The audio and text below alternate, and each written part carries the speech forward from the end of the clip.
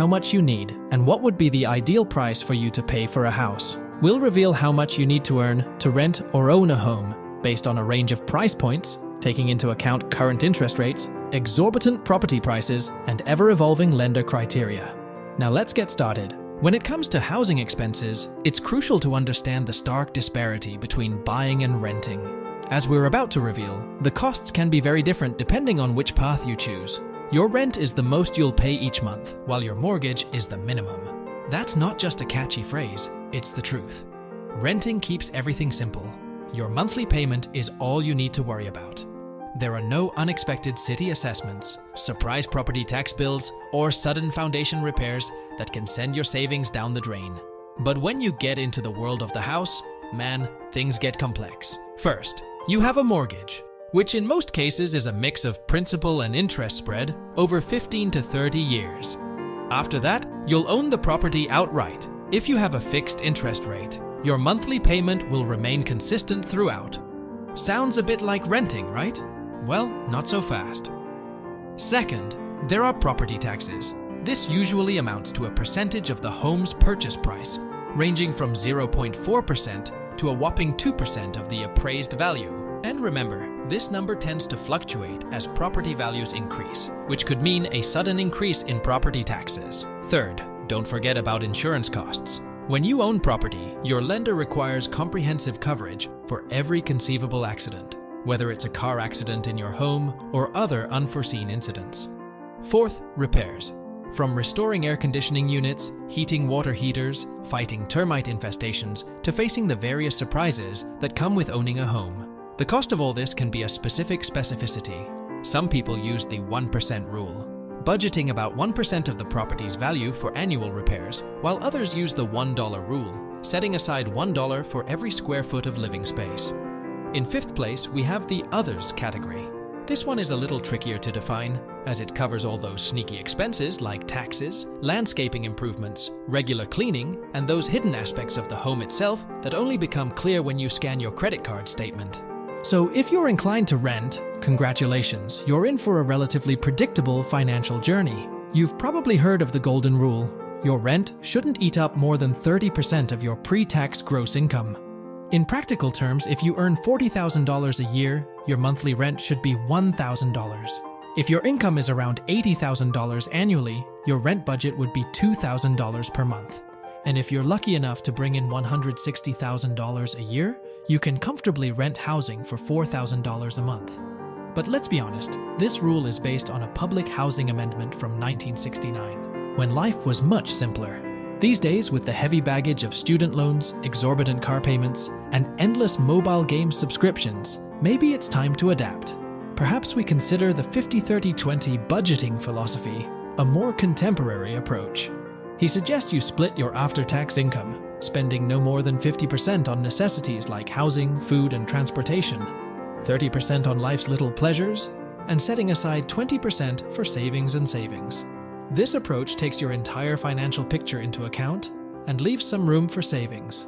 However, it's a tough pill to swallow in places like New York, where people shell out a staggering 70% of their income just to keep a roof over their heads. Now here's a nugget of wisdom. Reverse budgeting. Start with the fixed, non-negotiable costs, debt payments, groceries, insurance, and your reliable form of transportation. Save a good amount of 15 to 20% to save. Add 10% for itemized expenses, because you need to have some fun, right? And then, what's left after the tax comes in, that's what you can dedicate to your rent. For some, it may be 15%. For others, it may be as high as 25 or even 30%. The beauty here is that it inspires a save first, spend later mentality. So even if your ideal rental budget doesn't fit the conventional mold, it ensures you're financially responsible and equipped to handle life's challenges. When it comes to rent, it's all about balancing your income with your housing costs. Ideally, you should try to keep your rent below 20% of your pre-tax gross income. Put this into perspective. If you're looking to have a monthly rent of $2,800, you'd ideally want to earn between $110,000 and $170,000 per year. To own a home in Fresno, you would need to earn between $140,000 and $210,000 per year. And if the dream is a Venice Beach residence, you better make between $600,000 and $900,000 annually. Remember, these are general guidelines, and you can always consider splitting the costs with a partner or living with roommates to make it more feasible. Now, let's switch gears and talk about buying a house. This is where the rules get a little different. The first rule to consider is known as the 28% rule. This suggests that you should spend no more than 28% of your gross monthly income on your mortgage payment, including property taxes and insurance. To calculate, just take your monthly income, multiply it by 0.28, and that's it. That's your ideal payment. This typically allows you to purchase a home in the $215,000 range with a 20% down payment and a 6.5% interest rate. However, if you're thinking, my $60,000 salary should earn me more, blame the ever-changing interest rates. Not long ago, when mortgage rates were at 3%, your $60,000 income would have been estimated to pay for a $315,000 home. But with the recent increase in costs, the numbers are significantly lower. For a $500,000 home, you would need to earn $138,000 per year, $212,000 for a $750,000 home, and $276,000 for a $1 million dream home, all requiring a 20% down payment. Keep in mind that these are rough estimates and lenders may be approved for more. But wait, there is another strategy in the game, the 30-30-30 rule. First, make sure no more than 30% of your pre-tax gross income goes toward your mortgage payment, including property taxes and insurance. This means that if you earn $72,000 per year, you can allocate $1,800 per month toward your payments, or that will roughly translate into a $220,000 household.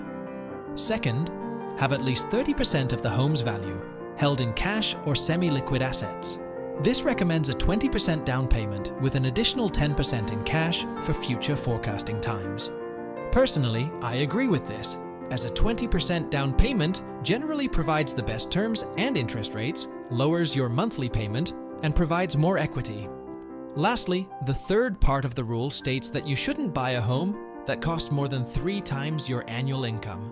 If you earn $75,000 a year, keep your budget within $225,000. If you win $150,000, the limit will be $450,000, and so on. Of course, these rules are subject to your location. The West Coast, for example, can pose more challenges, as people there often spend more than 10 times their annual income on housing. However, as a general rule, the 30-33 rule is a conservative route to ensure you don't bite off more than you can chew. It's safe and smart. Now keep in mind that these rules are just a starting point, and what lenders are looking for and what you can actually get may be different. So here's the summary of it. When it comes to dealing with creditors, there are basically 2 things that make or break your dreams of owning a home: your income and your debt. Do you have a steady job and have 1 to 2 years of these confidential tax returns to prove it? If you answered yes to these questions, you're in a good position. Now, let's delve deeper into the realm of debt. It's a little more complicated. When you're on the mortgage qualification roller coaster, lenders look at what's known as your debt-to-income ratio. This nifty number calculates how much money you have left after your monetary expenses. Most banks favor a debt-to-income ratio of less than 45%. That means less than 45% of your take-home pay should be swallowed up by debt, including that shiny new mortgage you've been eyeing. Let's say you're making a solid $8,000 a month. Your lender will give you the green light for up to $3,600 per month to pay off all your debts. If you have a $500 student loan, a $700 car payment, and a $100 credit card bill, that leaves you with a convenient $2,300 per month to devote to housing. With a 20% down payment in your arsenal, this could net you somewhere around $350,000. Now, remember, lenders take this debt-to-income ratio seriously.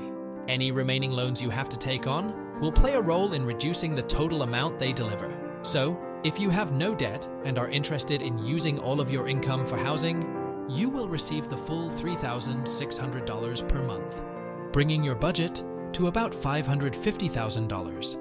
But does that mean it's a sensible idea to invest more than 5 times your annual salary in a house? Well, probably not. But lenders can still give you the green light.